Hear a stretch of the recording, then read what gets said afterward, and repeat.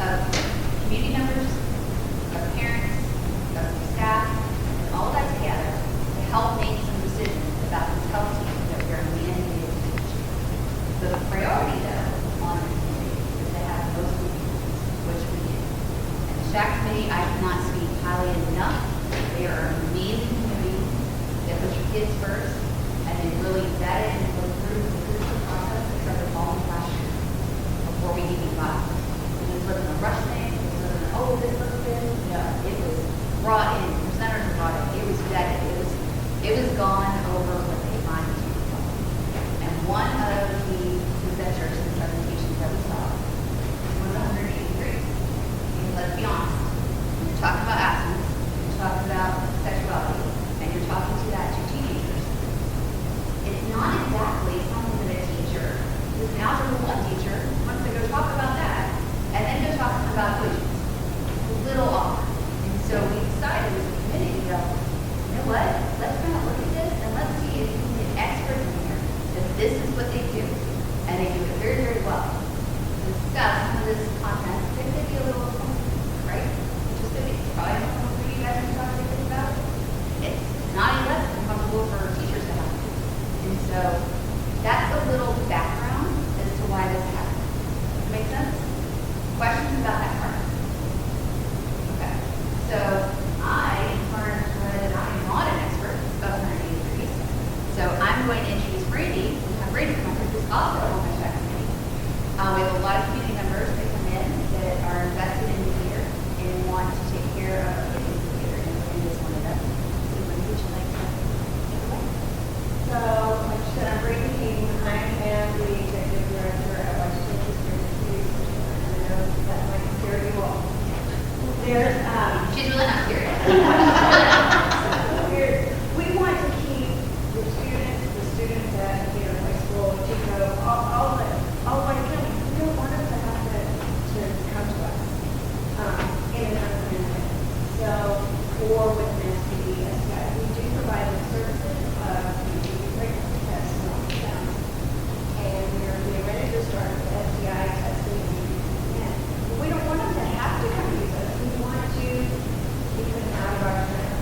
So we partnered with the sister pregnancy center, Real Options out of Allen, that has developed this 180-degree program. We developed the program, Dr. Ruth and Shaq, they said, how many resources do I have? After starting that, I knew that they had this program. So I reached out and said, yes, by all means, we'll help you out. And we are getting our own instructor that we're paying to train undergrad, and when he feels that they are ready, he will release them to be presenting the program. But he represents Real Options and the 180-degree program. So he called it out. So I guess I'm the so-called my name is Brett Pace, and I am the education director at Real Options, which is a pregnancy center out in Allen, and I'm responsible for the education. So the nice part about my job is the fact that I get to spend some time with kiddos all over the North Texas area. So as of right now, last count we were doing our annual reports. We are actually approved in 20 different school districts, which is fantastic. A lot of the conversation, I'm just here to help you kind of relax right now. I'm a parent myself of 2 kids that are grown now, 22 and 20. And I know sometimes, especially I love to see, actually I wish more parents were here, more parents were involved. Because this is your kids' education and we're wondering what's being taught. So like I said, just to kind of relax you a little bit, my job is to educate based on sexual responsibility and health and refer everything back to you as parents. That really is the whole thing. Is I'm just trying to open up some conversations, trying to tear down some walls, get them comfortable a little bit with talking about some of this subject, because parents, I do want you to know, they are looking at social media a lot. They are watching YouTube a lot. I was going to say TV, but we had the days where we had to wait for a program to come on. They can choose a program whenever they want to stream. So things are changing, but the good news is I try to stay in the know with these young generations and try to be relevant, but they are having these conversations. And what we're trying to do is we're trying to make sure that they get the right information. We want to educate them so that they have and know what responsibility is. We want them to know what are consequences, what are risks.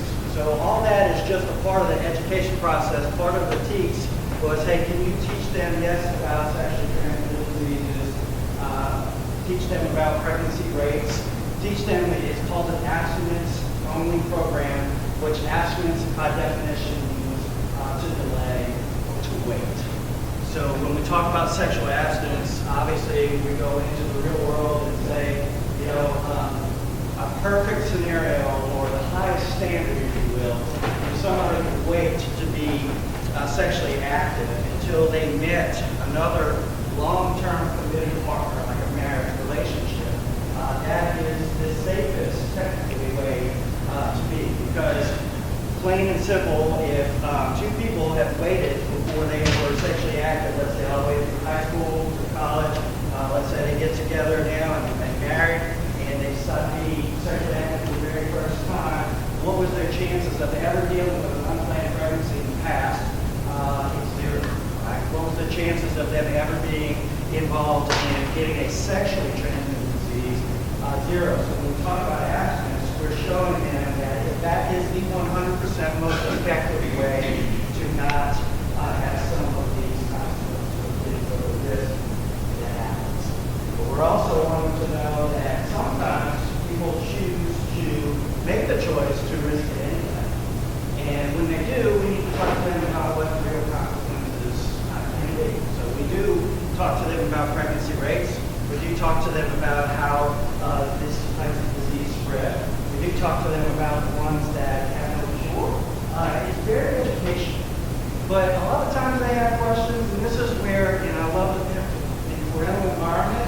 I might shock you a little bit today with some of the questions that the students come back and talk to us about. Because through TikTok, through Snapchat with their friends, through social media itself, they hear a lot of things that they believe, because they're pretty innocent, they believe to be true and it's completely false. So we like to shoot down some of those rumors too. The good news about the program is we always, we're not going to lie, we're not going to make up any information. I get all my statistics through the CDC. And whenever there's a tough question or maybe something that's even political by nature or something that's too sensitive of a topic to talk about, my favorite answer is, that is a great question. I'd love for you to go back home and ask your parents. Because you are parents of your kids. You're the ones that talk to them and you make those decisions. I'm not going to go there. Our program is not going to go there. I think a lot of the reasons we're in so many school districts is the respect that what we're teaching is an extension of hopefully what you guys want us to teach. And that's, hey, let's give you the facts, let's give you and show you where some of these things kind of get derailed, you know, a little bit. Here's the other important thing I want you guys to know is we don't let any kid go out of our presentation thinking that they're a bad person or feel shame or feel like they have ever done something wrong. We don't know what these students' circumstances are now, and that's not how God is about. We're just an extension to help you as parents to say, hey, if you have that question, reach out to your parent and ask. I don't ever want, if somebody's made a mistake, and yes, in 8th grade even, we're going to talk about social media and why it's not a good idea to take a new picture of yourself and send it to a boyfriend or girlfriend. Because it's against the law, and those pictures never disappear, and there's always a risk of that picture showing up later to where it could possibly affect them getting a job, could possibly affect them going into a college. There's always a digital record. So when we talk about things like that, sometimes the students already made this choice. The idea, and the reason we call it 180 degrees is we want them to know, oh, you know what? Maybe I didn't realize what the risk was. I didn't realize that this might have been a little bit dangerous of a decision, or maybe I was like, yeah, this wasn't really a good idea. We want them to know, and that's why we call it 180 degrees. They can turn the other way and start walking in a different path. 180 degrees turn around and say, okay, I don't want to feel guilt. I don't want to feel feel shame. I want to be able to open up, talk to my parents about this stuff, but now I'm educated. So that's just kind of a quick summary. I promise you guys I'm not going to keep you long tonight. I want to be here to answer every one of your questions, even to the point where if you want to watch slides for your specific student's age group, I will be happy to stay here and show you. So everything up here is, like I said, it's just factual, have some great conversation. I think today you'll learn a little bit about your kiddos as well. So, quick topics up here. It seems like the projector's done. I'm sorry about that. All right. So it's an abstinence program, so we kind of define what that is. In all honesty, we are supplementing what we believe is being taught in the home. We're not trying to overstep our bounds at all. We're not trying to take away anything that you have said. We're not even trying to actually give them any information that's against what you may have said. That's not our role. Our role is just education and just to educate them on what some of the stuff is out there. I think this thing's not much higher. All right, so servicing school districts. I don't know if you can tell, but yeah, we're out of town, but I'm traveling all over the place. I actually like this. I like this drive. I like coming out to Decatur. I was in Albert all day today, teaching 6th grade all the way through high school, and I absolutely love your kiddos out here. I think there's something about this area in Decatur and Albert and Munster. It's just fantastic. It's like a hidden gem to me, and I love it. So when Brandy says, "Hey, what are you going to teach in release?" I'm kind of like, I don't know how much I'm releasing. Because I like to come out and teach. Your kids are very respectful. Very, very nice. It's like the staff here at schools, Decatur, the SHAC committee, everyone I have met, I can honestly tell you that they have their best interest in all of your kids. And that's where you want to be. You want to be somewhere where they can. Right? And that's why I enjoy the fact that you're here as well. So, we're up to about 20 districts now. I think the way cities misspelled, I apologize for that. I'm a product of Louisiana education, so take my time on myself. So I have a warm sense of humor. I always like to joke and say this is why I'm perfect for this job, because my sense of humor has never left that middle school area. So when I talk to these kids, we gel pretty good. Right? So 180 degrees program, sexual access to American program. That's what the state of Texas wants us to teach. Is this is kind of the standard. This is what you're shooting for. The longer you wait, the healthier you will be, and that's the message that we would tell them, and then we show them what the risks are about. Get to the good stuff. All right. So it is our mission, and it is our hope that we are associated with pregnancy centers. That is kind of after the fact, right? Somebody was sexually active, possibly got pregnant or got somebody pregnant, they find out and they end up going to a pregnancy center for a pregnancy test, a sonogram, or some resources to help them, counseling, whether it's a guy or a girl.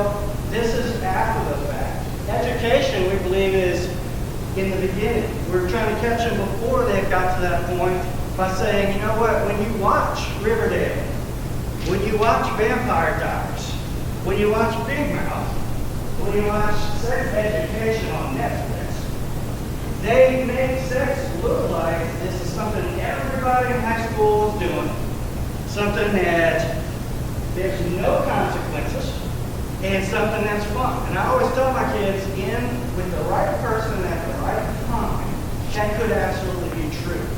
But the people that are playing these actors in Riverdale and Vampire Diaries, they're 30 years old. And they're pretending they're in high school. There's freshmen with full beards. It's funny to me, but they're hearing this from me. The music that we listen to, or especially our kids listen to, is very sexual. We live in a very sexual society. And most of the songs that the kids will ask them, do they know any songs that's not about sex? Because it's easier to ask that question than to say what songs. I mean, they pretty much, and I always joke, I say, if you hear a song that's not about sex, it's probably not a song anyway, it's a commercial. Right? Because it's very sexual. So the idea here is we want to give them the other side. Because they're getting this message, and a lot of times our students are hearing everybody thing to do. And we want them to know, okay, you have choices. And we want you to know what those choices can be. And again, that's just opening that conversation. Many times during the presentation, when a subject will come up, I'll be like, you know what, this would be a mature thing for you to do at this point. Remember this, go home and ask your parents. One of the biggest questions I ask my students to go home and ask you is, Mom, Dad, when can I start dating? And what should my boundaries be? Most of my students are going to say, oh no, I'm not talking to my parents. They get really embarrassed right away. And I'd say, yeah, but it shows a sign of maturity and intro with them. I say, hey, Mom might pass out. Dad might say, get your room, you're punished until you're 30. That's what I do with my daughter, okay? But the idea here is we're opening the conversation and they're like, and I tell them, it's like parents might not be ready to hear you, but they might say, hey, come back, I'd like to talk to you about it. Again, it's just trying to help you guys. We're trying to educate them, trying to help you guys into having these conversations so that they're kind of aware of what's going on out there. We do teach from 6th grade. Here's the good news, parents. Anybody, I don't think we're doing 6th grade in Decatur. Yeah.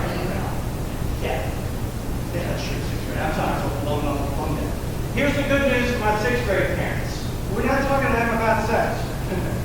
We're talking to them about boundaries. The Texas teach says, we'd like for you to introduce to them, now that they're getting older. You know, again, in 6th grade, you know, it's not appropriate anymore to just run around and start hitting somebody and not having any consequences. If a young man goes up to a girl by accident and touches her on the butt, there's just an innocent thought there. Well, we want the kids to know that's not appropriate anymore. That can almost get you in trouble now because that's not something you should do. So one thing, hey, keep your hands to yourself nowadays.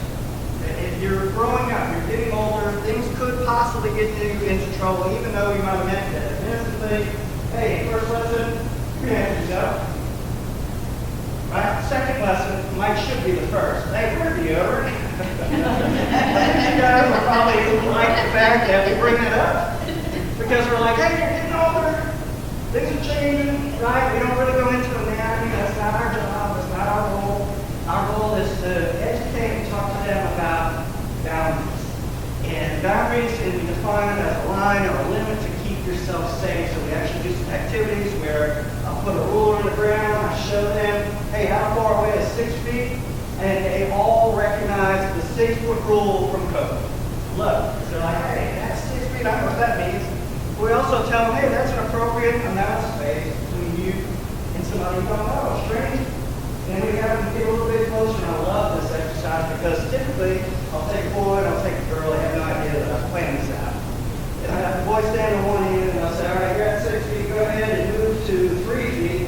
And as the girl gets closer to the boy, you instantly see the body language change. Because you see the girl going, I'm not getting that close to this. Right? Her body's going to change. You know what? He's standing there and he's turning the grip. And he's looking at me like, I really want to listen to you, but I want to step back. Right? This is awesome because they're all seeing this, and we can prove to them that, yeah, it's the closer they get, right? It's going to be uncomfortable. And there's reason for that. There's boundaries for that. So then we talk about personal space, and we talk to them about, all right, somebody gets 1 foot. And I say, all right, move to 1 foot. A lot of times the girl's like, ah. Okay? A lot of times the boy's backing up. They're like, okay, 1 foot is reserved space for you that you invited into that area. So we talk to them about that, and we talk to them about later on when they decide, if they decide to date somebody, that space that somebody else should not come into unless they were invited to that space. Again, it's all in 6th grade is really just about boundaries. But most we talk about sex in 6th grade is we talk to them about, hey, there's such things later on in life that's called sexually transmitted infections. There's a couple of them that you can get if you were sexually active. They raise their hand and say, not sure what sexually active is. That's what my answer is. Go ahead and ask your parents if we're not ready to talk about it. It's age-appropriate material, meaning when they get in 7th grade, a lot of times they've had this conversation or they've heard more stuff now. And now we'll actually start saying, all right, well, what is sexual activity? No pictures, I promise you, what sexual activity is, no gesturing, okay? It's just letting them know how the disease spread, and I'll talk to you about grade, the most they'll get is, hey, there's some diseases you can get out there and spread sexually, and there's 4 of them that are out there that can actually be fatal. And then we teach them, hey, that they never heard of HIV, which leads to AIDS, HPV, herpes and hepatitis are the 4 that actually have no cure. That's hopefully what they come home and tell you about. They're like, hey, this strange guy showed up and talked to me today about sex. And he told me these things can be fatal and I don't know where it comes from. Okay? And then they'll also say to keep my boundaries and safe. I love dealing with the 6th graders because there's a lot of interactions, a lot of talk about, hey, what do you want to do when you grow up? It's okay if you don't know right now. But I'm just going to help you parents out right now on the #1 answers that I hear. When I ask, what do you want to do when you grow up? We hear a lot of veterinarians, especially today. Hear a lot of engineers, entrepreneurs, which is fantastic. And wow, we have a lot of athletes. We have a lot of future NFL players, a lot of future volleyball stars, because this is what they want, and I love it. So that's some of the #1 answers. When I ask them about their dreams and aspirations, the reason I'm asking this is I'm opening up a dialogue to get pretty comfortable and it gets funny and talk to you. I'll say, all right, if there's any place in the world that you want to live, where do you think they pick? #1 answer is not live, but where would you have to visit? At some point in your life, your #1 answer for most of your kids is Paris. So good job, parents. I don't know if you're talking about France, but they all want to go there and they want to go together. #2, believe it or not, would be Japan. Okay? Don't know why. It just happens. So give me a little insight on your kids while they're at school, right? When I ask them, all right, if there's a college that you have to go to, is there a special college that you want to get into, what would it be? #1 answer? Harvard.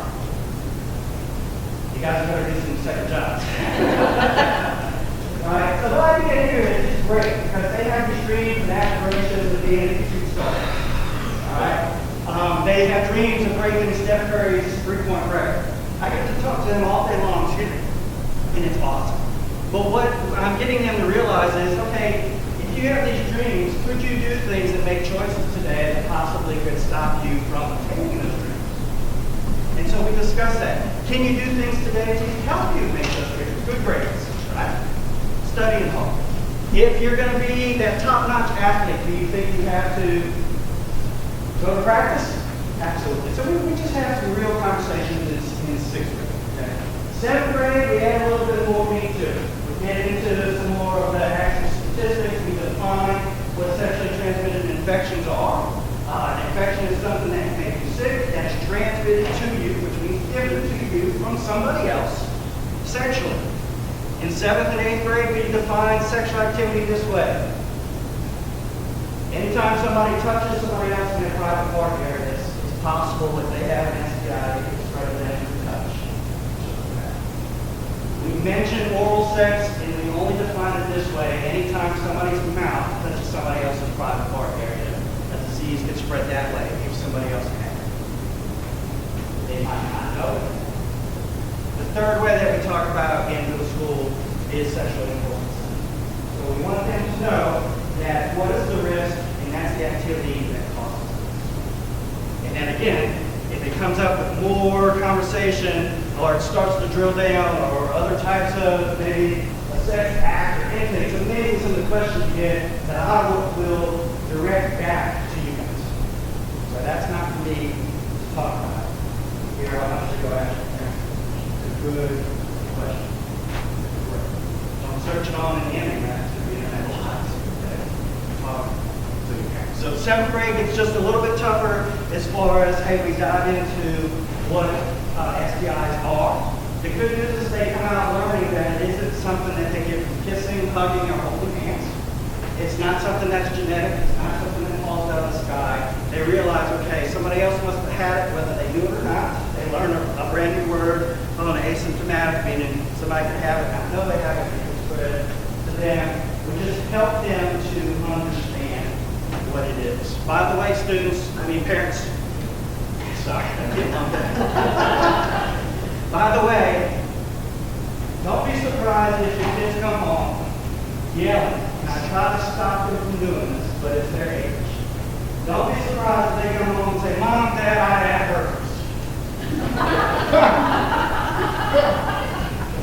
I'm being very honest with you right now. Because we define for them what herpes is. We define it is virus. So that means it's something that has no cure. And we tell the difference between genital herpes and herpes simplex 1. And we go into the fact that, hey, you guys have been probably vaccinated against chickenpox. Your parents might not have been. I had chickenpox, and they ain't heard of it before, but they don't know what I'm talking about, which is pretty neat. But chickenpox actually derives from herpes simplex 1. Then we talk about cold sores, fever blizzards. Say, okay, that comes from herpes simplex 1, not an STD. Then we talk about canker sores, okay, that you get in your mouth, not an STD. And then statistically, it's almost close to every 9 out of every 10 Americans have some form of herpes in their body. So we let them know that and say that's not the sexual kind, so don't be judgmental. Don't be rude and crude, and don't say, hey, I noticed you've got a cold sore on your liver. Nasty, I know what you've been up to. Because it's not true. You're inferring that it's something sexual, right? So we're teaching them there's a difference. There's one that's called herpes simplex 2, and that's the one you get sexually from those 3 ways we talked about, and that's the one you don't have a cure for that one, you have to go to a doctor, and you kind of cause some embarrassment, stuff like that, right? When we talk to it's affecting their genital. And so we want them to know the difference from parents. I have to explain that to you because I always have some kid that forgot the part that when I said, make sure you explain to your parents there's 2 different types of herpes because they love to walk in the door and say, I've got herpes. So just be patient with them, okay? They might even teach you something. Okay. 8th grade, you probably will notice, and I know the teachers can back me up here, there's a huge difference between the mentality of 7th grade and 8th grade. And what happens now is, parents, these devices can cause some issues. Okay? And what I mean by that is, 8th graders are on these phones a whole lot more, and they're involved in social media a whole lot more, and they're big time in snapping each other and using this device. And I always teach my 8th graders, these devices can be a wonderful thing in the hands of good people. But they can also be a pretty rough thing to have in the hands of the bad. And I tell them they don't know how lucky they are. When I was younger, my computer was the size of a desk. My phone was hooked to a wall. And I only took my camera out for the holidays because it was in a drawer somewhere. It was too big to carry around. They have all this right in their pocket. And they don't really realize how lucky they are that they can even research anything they want on the internet. But this requires a great deal of responsibility on their end is to know what's on the other side. What can they access that's on the internet, and are there people that are out there that they need to be aware of? So we help them out when we talk to them about games. Like, don't give out your phone number. Don't tell somebody where you live. Don't give them your real name. They all play games with strangers. All of them. They all have been asked, where do you live? The idea here is to tell them, I said, you don't need to know this information. You have one more chance. Don't ask me anything personal. If you ask me something personal, our information to the kids is blocked. They don't need to know that. You can find somebody else to play with. Again, we're just trying to help you guys. Okay? We want to make sure your kids are safe. We want to give them information. They knew what catfishing was before I did. They can educate you on the fact that somebody is fake trying to get information from them. It's amazing how much that they learn. So 8th grade, we go into social media. And the reason we go into social media and talk to them about their camera phones, and parents, I apologize now, I don't want to scare you, but the reality is, on average today, a student gets their very first cell phone, on average, in 5th grade. That's just the average. It's starting to get younger and younger. These are great tools for parents because, look, I did the same thing. Put Live 360 on it, I find my friends, right? And I know exactly where they're at. I can get in touch with them anytime I want. And I know if they need me, they can grab that phone and call me. This is a great thing for them to have. Here's where we see some of the issues come. There's evidence today that there are 3rd graders taking nude pictures of themselves and sending it to other 3rd graders. Because 3rd graders are getting the phone now. And I let the students in 8th grade know this. They are all shocked. And that's a great feeling when the 8th graders are like, oh,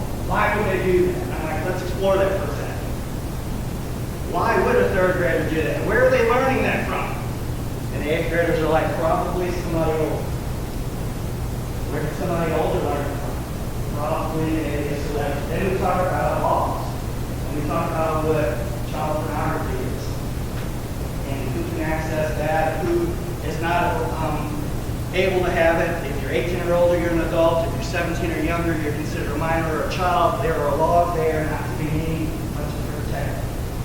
So we just reiterate to them, hey, if there's somebody that's older out there that say, hey, send me a picture of your body, that's not something you want to do. These laws are there to protect. So again, that's kind of the 8th grade curriculum. We even go into sexual assault because we want them to be aware of, hey, there's things that are out there. We go into the age of consent. We let them know that in Texas, it is so interesting, even today we're talking about it, it's interesting when we say, hey, age of consent just means when does somebody have the ability or the right by law to say yes to consensual sex, sexual intercourse. It is amazing how many students will say 14. And I'm like, yeah, we're not in Arkansas, just kidding. Horrible joke. Horrible joke. I should have said Louisiana because that's where I'm from. So I apologize. That's getting my do not sense of humor.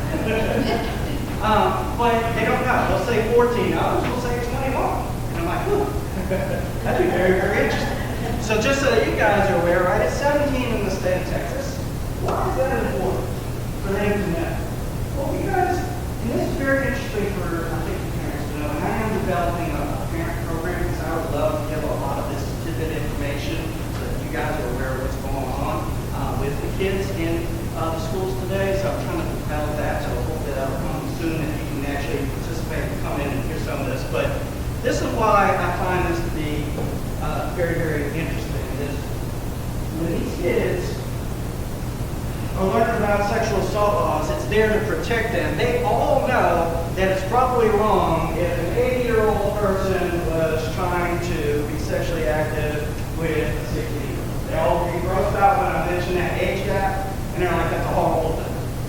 But it's also a very interesting phenomenon when I say, is there anything wrong with a freshman dating a senior by law?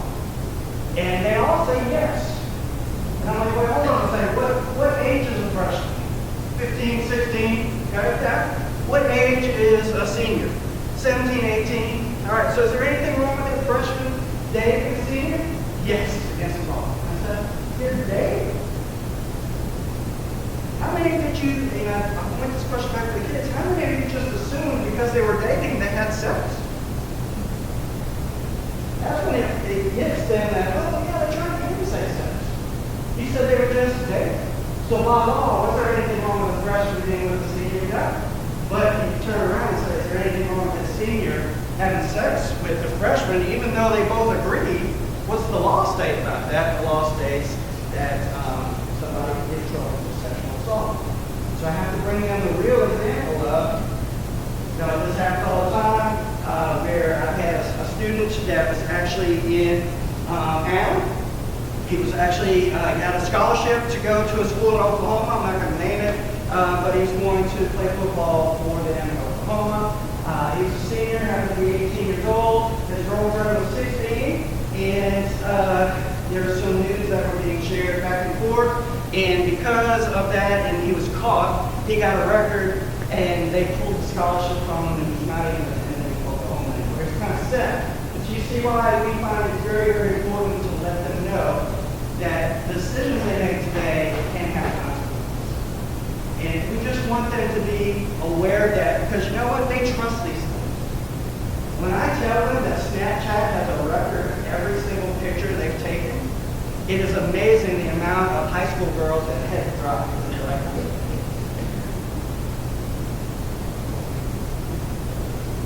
when you let them know, hey, there's records of everything you do. There's always a record of everything you do. So if you've done this before, we recommend you don't do it anymore. If it's on your phone, you're in possession of child pornography, delete it. If somebody asks you to send one, you say no. If somebody sends you one, parents, I don't know if you know this or not, sometimes there are people that just start blasting out nude images through AirDrop or through Snapchat just to get somebody's attention. So I explain to my kids, if you get that, what do you do? And they're like, delete it. Hey, you got that. Worst thing they can do is say, I'm going to save that for later. Now they're in possession of child, right? If they send it to somebody else, it's a second law. So now you kind of get to see what we're talking about in 8th. All right. 9th grade, we just go into a little bit more. We don't give graphic pictures. Okay? okay? But we do show some pictures. We don't even show them images of anybody's anatomy. I'm sorry up there. I move around a lot, so it's probably tough. But anyway, just to let you know, yeah, we don't show graphic pictures or anything like that. I will be honest, sometimes when I paint the picture about some of our kids are very timid and shy and they're already nervous, you're going to talk to me about sex, right? And it's like, well, just take a deep breath. We're just telling you some things that we're just preparing you for life and letting you know what's out there, these choices you're going to make. You're going to have these conversations with your parents. Sometimes they get a little bit nervous, and that's okay, right? It just means they're not sure what's going on, they're trying to learn, but I'd rather hear it from us than from a friend that doesn't know anything, right? So speaking about friends that don't know anything, I'll give you another helpful hint. Most of your kids know of this STD called blue wall. There is no such thing as blue wall, but all of your kids believe it's true. Anybody ever heard of it? This is something that's spread on TikTok. Somebody invented it, said, ooh, there's this nasty thing out there. Some female body parts, colored it up, blue or whatever, threw it out on the internet. Everybody believed it. We had people showing up at the clinic saying, I need to get tested for blue wall. So the lesson to the students is be careful about the internet. It will lie to you. Okay? So that's just another lesson there. It is helping your parents out. That'll be part of the parent presentation too. Is, hey, did you ever hear this? Right? It's amazing. They're almost talking a completely different language today. I'm trying to still decipher what some of these words mean. And every day it seems like they change something. I'm like, what's that mean? Right? So to me, it's fascinating. I love teaching the kids. It's great. I don't want to keep too much of your time. So where's that curriculum? We talked about, hey, it's okay to delay dating, right? No rush. You don't have to be pressured into doing something. Don't let anybody force you into doing anything, right? Because that's definitely not right. Know that you are deserve to be respected, and you demand respect. And every single one of your kids are valued, and that's what we're trying to teach. Is, hey, you have one body, one life. Your choices are yours. Just because somebody else did something doesn't mean that it's the time for you to do it. You make those decisions. And we help them with that process. That is, yeah, that's right. I can take my time. I don't have to rush into doing something. Not everybody is doing this like immediate function. Okay? So talking with your parents about when is it okay to date, what's the boundaries? I love that when they come home and ask you. That's great. Hopefully you love that they want to have that conversation. That's awesome. What is sexual abstinence? We talked about. What's an STD? We talked about that. Which diseases have no cure? We talked about that. What's the only 100% effective way not to get pregnant, get somebody pregnant, not get a disease? Abstinence. To wait as long as you can. Some people decide, well, no, hold on, then what are condoms for?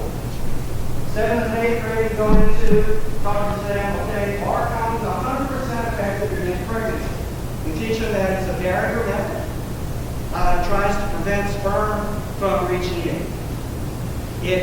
We don't know the numbers on how much it prevents disease, because anytime genital skin touches genital skin, disease can spread, whether it's viral or bacterial. Just human facts. What is the rate of condoms percentage? How effective is it against pregnancy? Well, believe it or not, from somebody that's in, let's say, a high school age group through college, it's about 70% effective, because it has to be worn correctly. A new one has to be worn, and it has to be consistent. The manufacturer will tell you 98%, but when you look at the actual results, you study it up and realize it's about 70% effective for those reasons. And then we can talk about how condoms can fit. We don't want to give them the illusion, because some of your students will say condoms are 100% effective. Some of the students will say, I'm not getting somebody pregnant. If I was to have sex, I'm going to wear 2 to 3 condoms at once. It is, I love it, because they're thinking, but yet they're not thinking. Right? Just kind of like I said, let's talk to you about, that's not going to help you out. Right?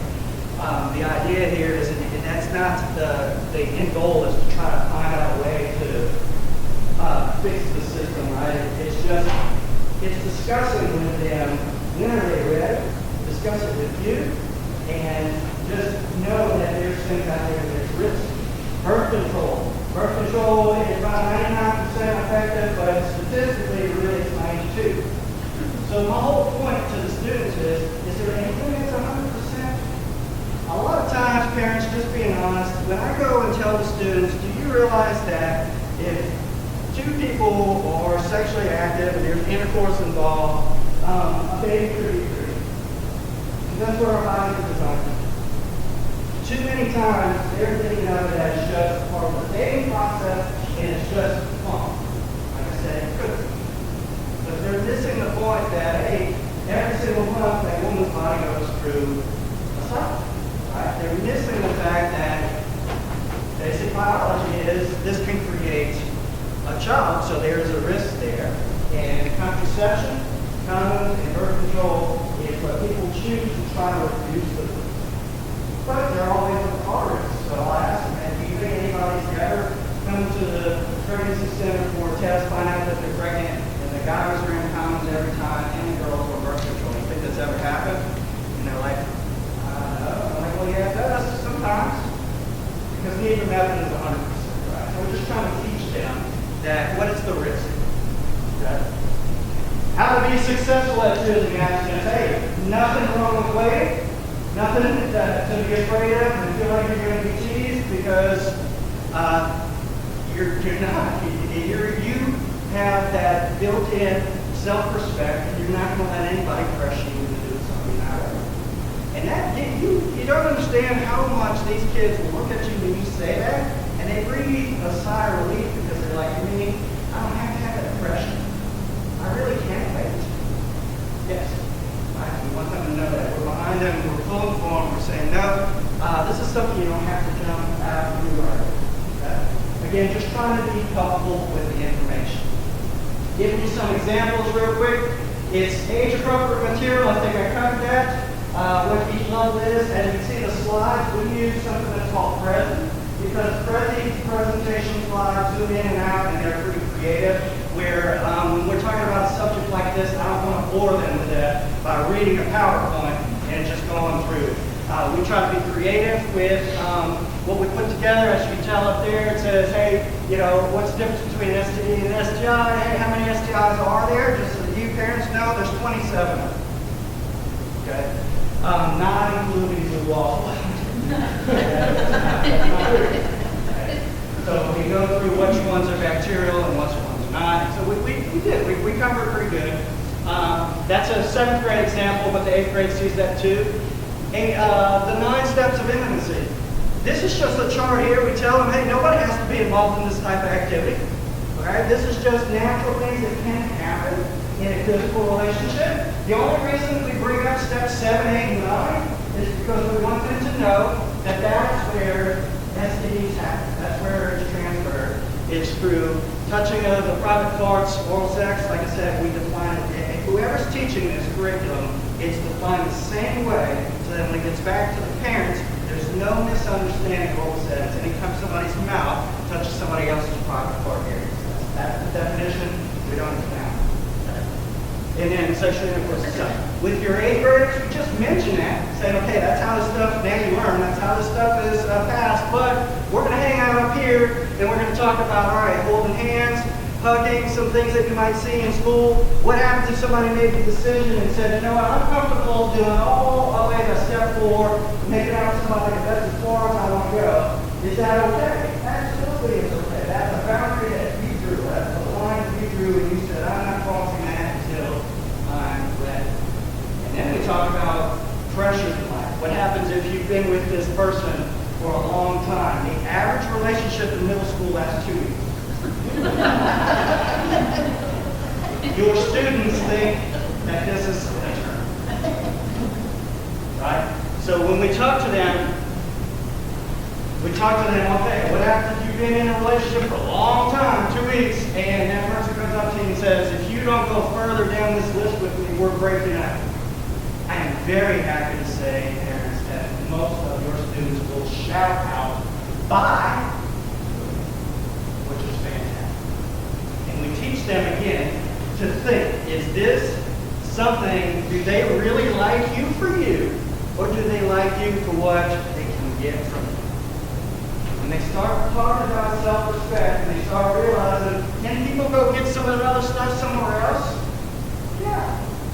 But did that person really like you anyway? So we really got dive into that just so that they can think and say, you know what, I don't need somebody pressuring me into doing something I'm not ready for.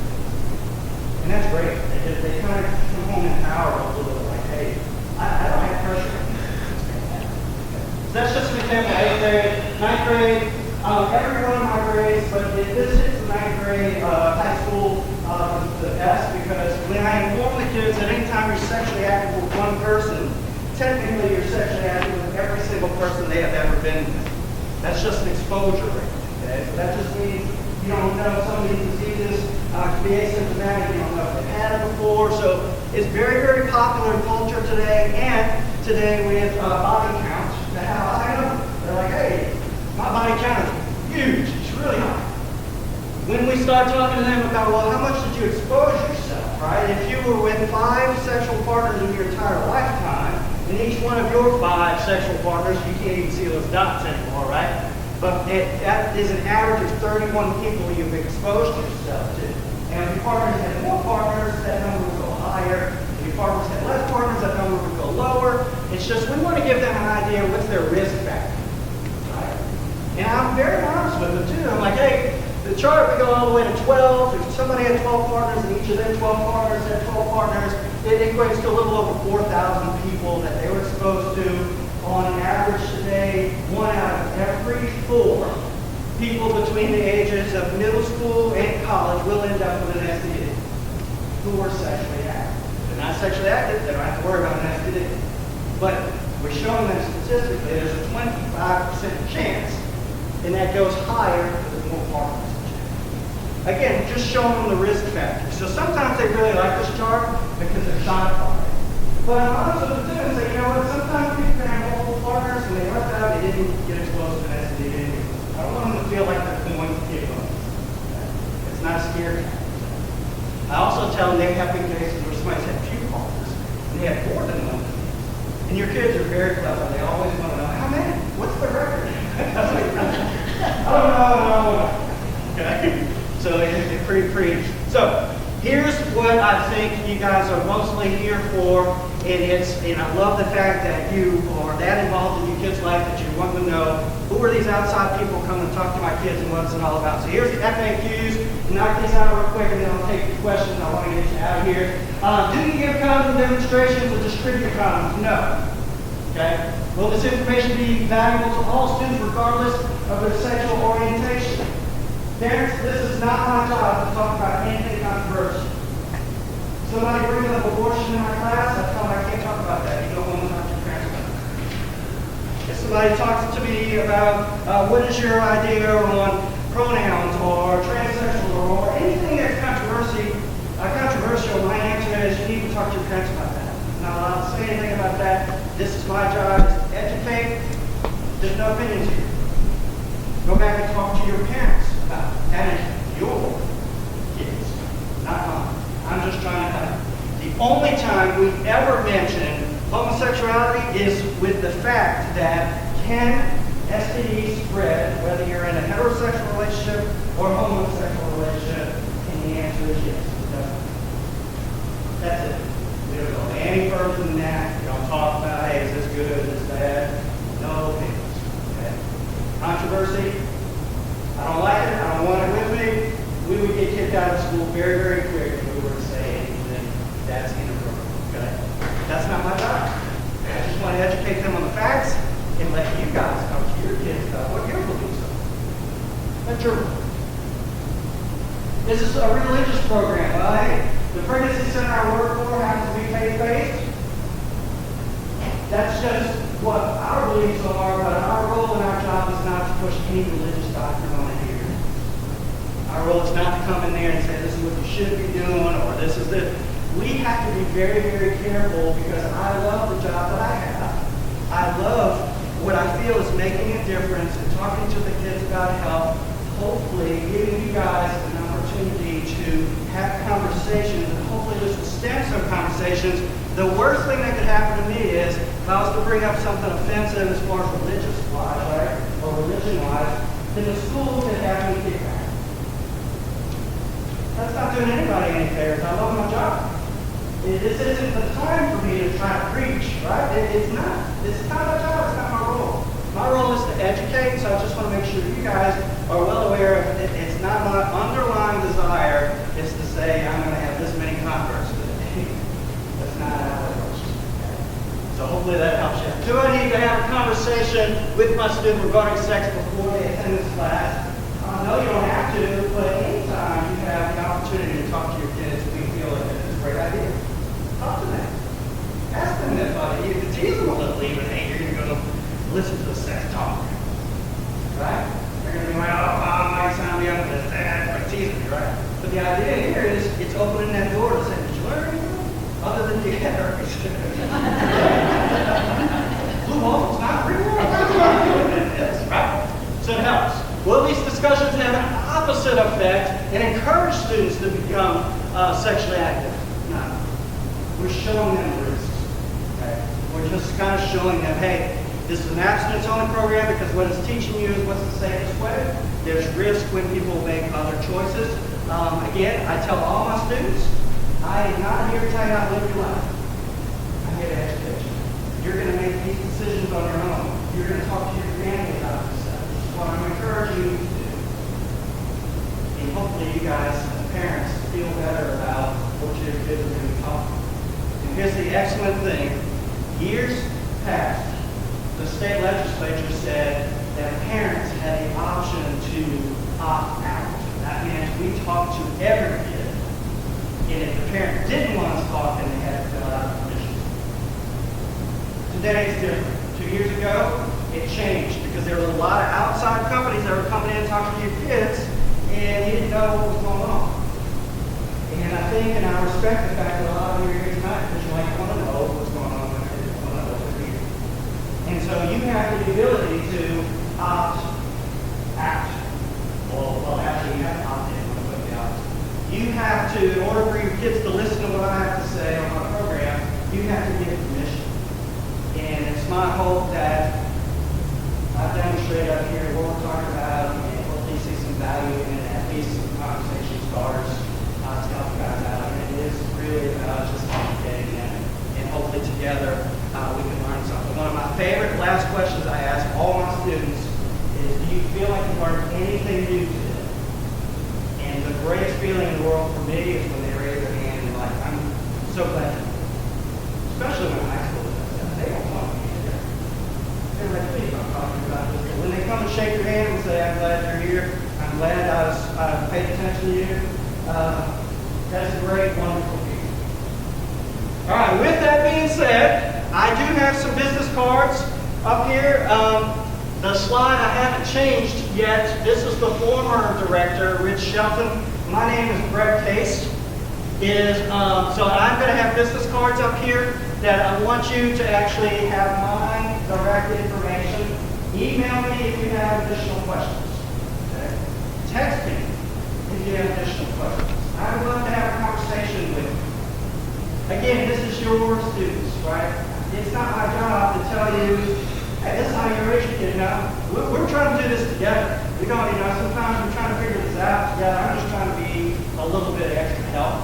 And I think that's why they've asked us to come and be a part of this, is because they saw the value in the program. Not only does it click the box for the Texas requirements, but we actually care. We want you guys to have that relationship. We want you guys to say, you know what, let's talk about what we're talking about today and what we're doing. All right, I'm opening up the floor. Any questions for me? Any worries, concerns, specifics? With anybody like that, you're welcome to. I'm not going to just make you raise your hand, but if anybody wants to stay afterwards and take a look at the slides, you're welcome to. I can walk you through what they say and tell you in what context we say it, but I just want to make sure we offer that. Yeah, I'm sorry, I said yeah, you can actually go to our website and 180 Degrees program. Let me make sure, I'll pass out the cards here so everybody has. If you don't mind, take one and just go to our website, and what happens is there's a link. So here's the other thing. We have a pretty good program that we developed. We don't want anybody kind of stealing what was put together. Now, I love the fact that somebody wants to use it, but sometimes we have to protect that because sometimes they'll take the material, they'll change the slides, and then they'll say this is what we're teaching. So I have to keep that locked because sometimes they'll add things that we don't say or don't add in there. So on the website itself, if you write me and say, hey, I see the content, what's the password? I'll give you the password for the videos, and you can hear the instructor and that whole thing on the video. So you'll be able to hear that. Great question. Sixth grade is only a 45-minute presentation. Everything else is a 90-minute presentation. It's a lot to talk about. Yeah. Did it come out of regular class and then for the presentation? Yeah, in Decatur, we're going to put everything through. Did that? Anything to talk about? I'm going to put that up. High school is going to be through history classes, and so once we have all of our opt-in forms, we will pull and group them depending on the number. We're planning to have 9th and 10th together and 11th and 12th together. There will be 2 days for 9th and 10th grade. They'll come out of there. It'll be during their history class. And so the goal is that it'll be small groups. It won't be everybody coming in together. So we'll into it. And I love that it's history because I've gone through English before and I can't make that correlation between an STD and English. It is in ways of girls together. Yes, it is. And we find that pretty valuable too because a lot of times they might be dating each other, talking to each other, and a lot of times they look at each other like a together. Right? So we like the fact that they're here together.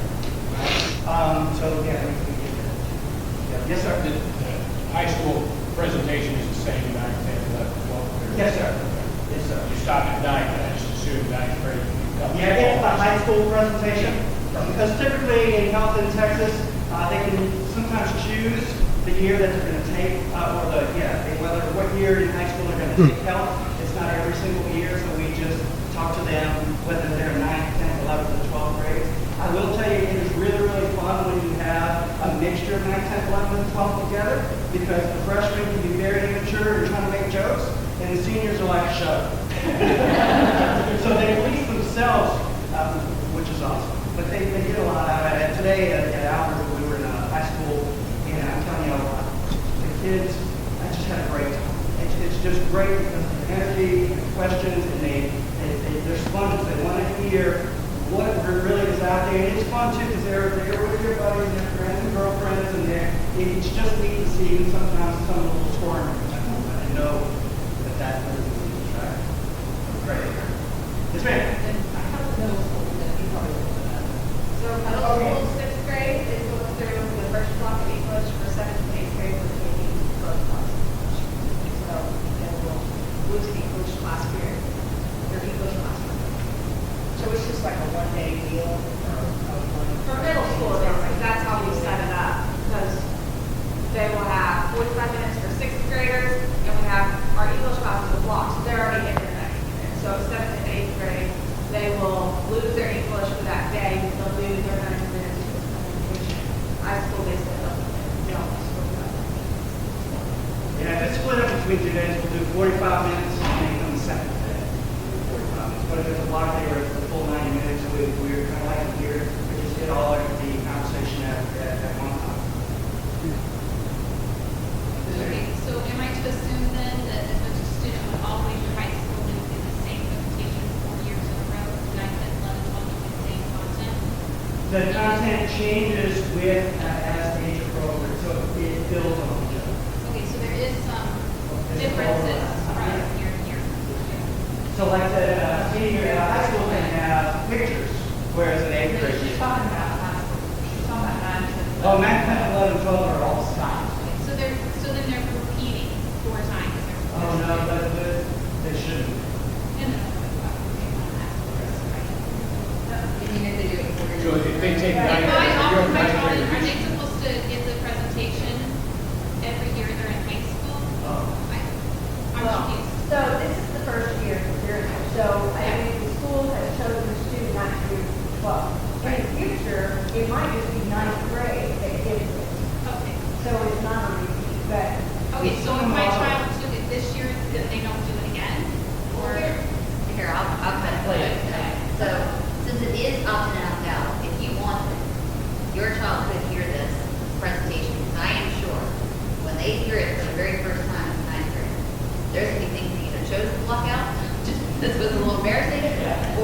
they didn't quite understand it at that moment in time, or it wasn't necessarily as relatable, possibly. Or maybe And so to not. hear it in 10th grade again, That's a different question. exactly, is not necessarily a bad thing. But let's say your kid's an all-star got it, hey, I know this and I do this, then don't do it. But Or it will maybe be, it do will it be lucky. offered. But it- By law, it's going to be offered. Yes. And here's the thing to go back to, this is an opt-in. And so at the beginning of the year, when you did your enrollment, because you have to enroll your kid every year, a lot of people remember, you did this for that, but a lot of people remember. You had something that talked about the opt-in and opt-out campaign. But as far as expectation law goes, some of the more sensitive content, such as this one, it's not enough just to do that. You also have to have the actual, and in our case, we did an opt-in. So it's only one choice. If we don't get an opt-in form, the child doesn't. And so that goes back to, we don't have to do it every single time. Some high schools kind of work together. But it does, and they might take something different out of it. And, you know, that's the parent decision. And so that's one thing I want to stress. To go back to the resources, why I do think it's important. If you were to go on to the district website and you go in under, so it's like different categories in each department. You go into departments and you scroll down to health services and you click on health services. Every single resource, this as well as everything else that's been agreed upon in this chat is up there. Now, because of, he's right, you don't want to sit there and put your content out there and somebody else can take it, keep it, change the name to it, misrepresent what we have. So we're not going to do that. But there is almost like an outline of how to service that. There are some videos that you had that you gave when we went to the chat, see, that we'll probably put those up just to see. So that is all there. But this is where I hope you walk back and you talk to your community, your friends, and all that to say, the parent meetings are important. You know, and we're going to, as we learn to grow, and as we do things for the first time, we've gotten all this together and that's a really good resource to, fortunately, we're blessed to be able to have. We're going to get better at making sure we're putting it out even sooner. But you run the risk of when you start putting it out a couple weeks in advance, what happens? We forget. But then if you don't put it out enough in advance, then people can't show up. And so we're trying to balance that too, you know, and so I appreciate you giving us grace for that. But we're working through this, but, you know, personally, just being a representative here, proud of what Chuck has done. I'm proud of us having resources in our community, which is a big deal. Anybody knows me, take care of within our community because they know what's happening, right? And we have that. And I'm a 15-year-old, you know, I'm a 15-year-old girl. So I can relate to all that, just as many of you can relate to it. And that's one of the things, just like, you know, like for me, it's like let's opt in because you might say something that's a little bit different, you're going to start a conversation, and now they want it to be.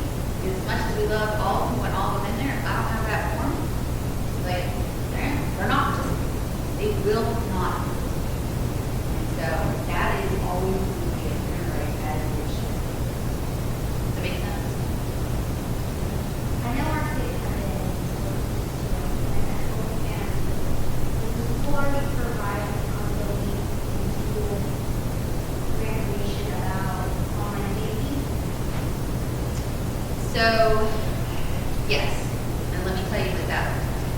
So, one of the things also, and so I'm going to cross over a little bit. So, with the health piece for SHAC, we focus on the health aspect of things, right? There's going to be some overlap. We actually talked about this today. Cyberbullying, sexting, there's going to be some overlap from a technology perspective in some of the things that we cover in SHAC. But there are also technology teams, and those technology teams talk about online safety. Talk about it needs an imprint no matter what. You might think it goes away in Snapchat, but let me tell you, honey, it doesn't. And they go through all that. There's a program called Neptune Navigate that covers those teams that go along with it. Now, here's the thing, the technology teams, it goes everything from having an online profile to, can you look at a resource and actually validate that that's a real resource, or is it fake, so to speak? So it covers everything in between. That's not something that you opt in or opt out for. It's a required team in the state of Texas. We have to make sure we're covering that. That is one of the things that we have, and we offer that, and we're doing some of those things.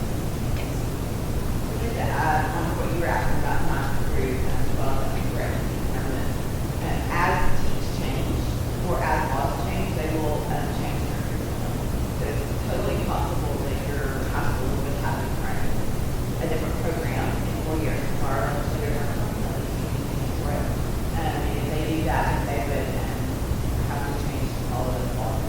So it ever We have another parent meeting to inform them of what it is, again, like if things have changed, like I agree with all the stuff that's up there now, but later on, if it changes, it's something that might be a little more controversial or whatever. No, that's a great question, and the answer is yes. So these parent meetings, like we're doing this now because we're gonna start putting this in a couple weeks, for the dates, a couple weeks before this happens. We're gonna do a parent meeting every single time. And so next year, it will be the same thing, changes happen, then we'll tweak that, but we're gonna be going over all this. And there are different resources. This is the way to be, so to speak, the content. And so we'll cover that. Some of the others are a lot more basic and so forth, but yes, we will be doing something. And I love your question because I have to tell you that when I'm out in Frisco, I don't know if it's required or how it works there, but they're only required to have one health class. So once they take health once, they don't ever see it again. So I think that's my confusion was, yeah, I'm learning in Decatur where they need to help every single year. So yeah, there is one of the Well, even compliments. today Yeah. was really cool. So one of the compliments that I had today, last year I was in Howard and I thought this was the first time in Howard, and literally I had these kids that walked in on their cell phone, Mom, get me out of this. Why did you sign me up for this? Mom was like, too bad, you're dating. This year, hold on, I just saw those same group of kids ask to come back and watch the same movie. They wanted to be involved. That's a tremendous compliment. I thought that was fantastic. Really, they didn't need to be, they've already heard, and they're like, I want to be able to do this. And they got new stuff, and I don't mean new stuff like what you guys are talking about, or changes. It's just, there's an attention span, right? You can watch a movie, watch it again, you can catch different things, same thing with a presentation. My joke might be different. But here's the thing, can you really hear too many times, respect yourself, love yourself enough to be confident to say no? Can you hear that too many times? Because I don't think so. I'm an adult, and I still can't hear that.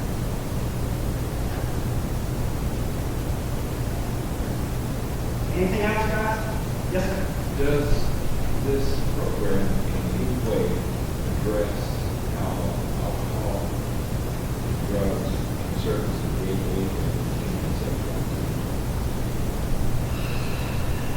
There is a section, it doesn't, to answer your question, there's nothing like a bullet point or anything specific that points to those topics. However, there is a section that sometimes, when we're talking about dating, in the 9th grade curriculum, which is the high school curriculum, we go into a little section of dating and we talk about how it's okay to be involved in dating with an adult or dating in a group. They offer stages. Then we actually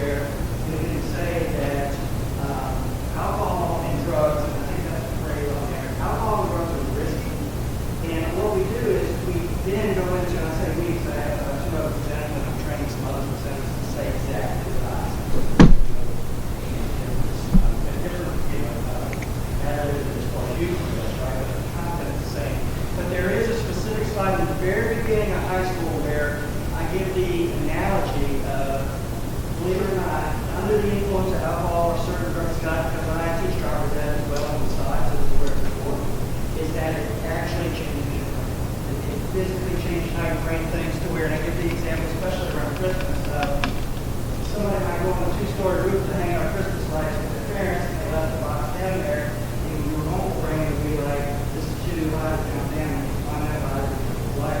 But under the influence of a substance or something that's changing your brain, you might be like, I bet you that. In some cases, I can fly. Right? So, yeah, we do point that out, but as far as drilling down into it, going into the normal roof behind it, But let me kind of piggyback from the district perspective.